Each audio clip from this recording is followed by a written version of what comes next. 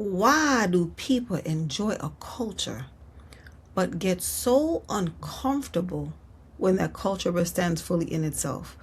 Why do we love the music, the dancing, the food, the energy, the experience? But when someone presents it unapologetically, some people pull back. And maybe an even deeper question, why are people completely comfortable with you as long as you stay small, but uneasy when you finally begin to bloom? I've been thinking about that, and I need to have this chat with you. Welcome to the Always On Mute podcast, where we know not everyone was born with a mic in their hand or a megaphone in their mouth, but we still have something to say, because quiet is still a voice.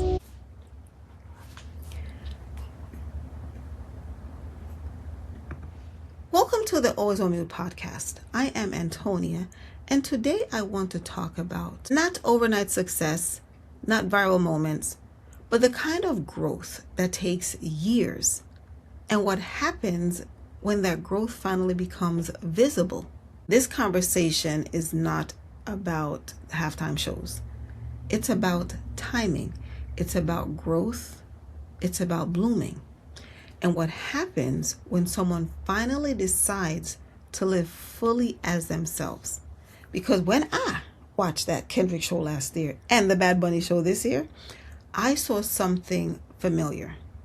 Two artists standing fully in who they are. Two artists who did not get there overnight. Two artists whose moments were years in the making, and still there was discomfort. Neither of those stages were accidents. Years of work, years of discipline, years of staying rooted, years of believing in something long before the world applauded it. We love the moment someone arrives, but we forget the long stretch of quiet becoming, the rehearsals, the rejection, the refining, the patience. And that matters, because some of you listening feel like your moment hasn't come as yet. You feel like you're building in private, growing in silence, becoming in the background, blending into the background.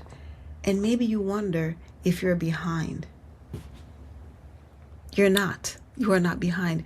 Blooming has a rhythm. Growth has a timeline, and it doesn't answer to comparison. I know what it feels like to dim, because for years I chose not to shine fully. Not because I didn't have light, not because I lacked ability, but because I didn't want to outshine anyone. I didn't want to disrupt rooms. I didn't want to make people uncomfortable. So I softened myself, adjusted my brightness, kept myself just below full capacity and just below that line. And when you feel like that long enough, you start to believe that's who you are. But that wasn't who I was.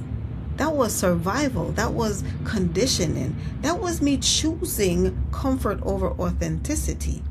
Now I am in a season where I no longer dim. Not aggressively, not performatively, just honestly. And the freedom in that, I didn't know it was even available to me. Watching Bad Bunny perform fully in Spanish felt very powerful to me. I'm Caribbean, Jamaican to be exact. And while I'm not fluent in Spanish, not even close, I didn't need translation to understand what he was saying and what was happening. You don't need to understand every word to understand a person. You cannot misinterpret joy. You cannot misinterpret sadness. You cannot misinterpret celebration, pride, peace, love. Emotion translates. And here's what fascinates me. People love the experience of certain cultures. They travel for it, spend money, enough money for it. Dance to the music, eat the food, immerse themselves in the energy. They love the vibe.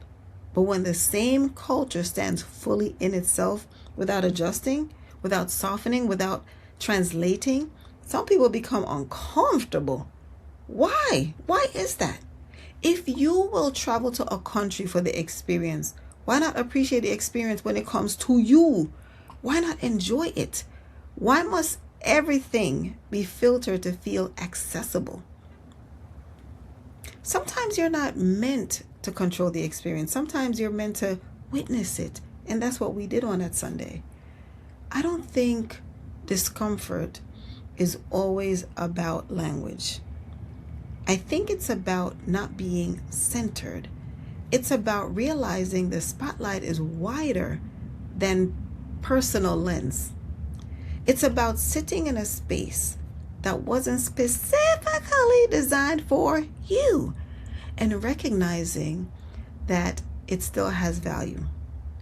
Unfamiliar doesn't mean wrong.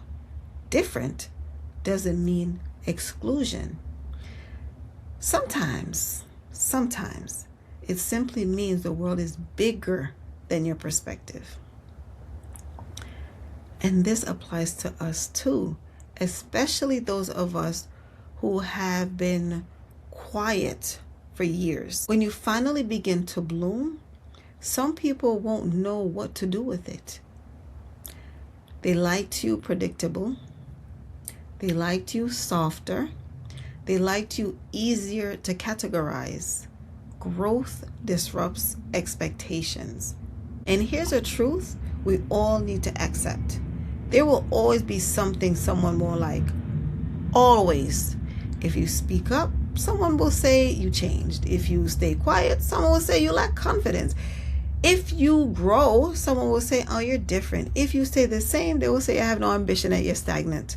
So at some point, you have to live your life in a way that is pleasing to who? To you and only you. Not reckless, not harmful, but aligned. Because if you live to satisfy every opinion, you will never fully live. You will never find true joy. Kendrick didn't rush. Bad Bunny didn't rush. They built, they became, they waited until the moment matched the maturity. And when it arrived, they stood in it. Your moment will come too. Not because you force it, but because you keep becoming who you are. Your quiet years are not wasted. They are preparation. And maybe one of the most powerful things that we can learn is this. Be happy for others. Because when you're happy for others, things happen for you. Even when you don't fully understand their language, be happy for them. When the spotlight isn't centered on you, be happy for them. Even when their experience is different from yours, be happy for them. You do not have to understand every word to understand someone's humanity.